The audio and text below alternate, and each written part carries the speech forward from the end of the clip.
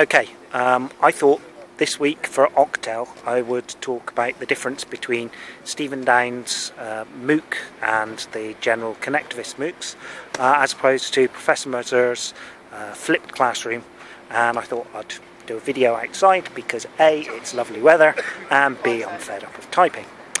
So, which of these is more powerful to me personally? Well, from my professional point of view, I'd have to say that it is the flipped classroom of Professor Mazur, because this is quite scalable and it's doing stuff that isn't necessarily new. I mean, we've had the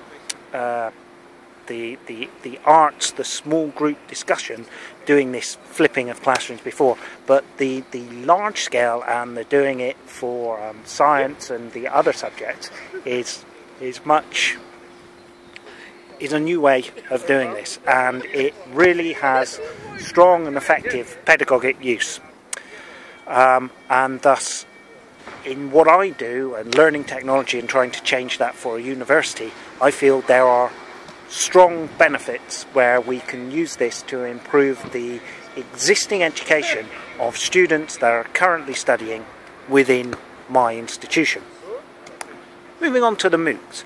Now, having said that Mazur's is stronger, Moocs more long term may well have a more wide-ranging benefit, just not necessarily for me.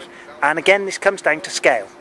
The flipped classroom allows you to do the detailed interaction with a couple of hundred students, which before you could have only done with 2 or 3. A Mooc, a connectivist Mooc, can scale within reason infinitely. As long as you've got enough intelligent people to interact with, you can keep adding more intelligent people to interact with them. And as long as you don't get to the stage where you're overwhelmed by the noise, as long as you can keep splitting into smaller groups and collaborating that way, you can. And as a long-term thing, it allows you to do the lifelong learning. It transforms the way you would think and learn.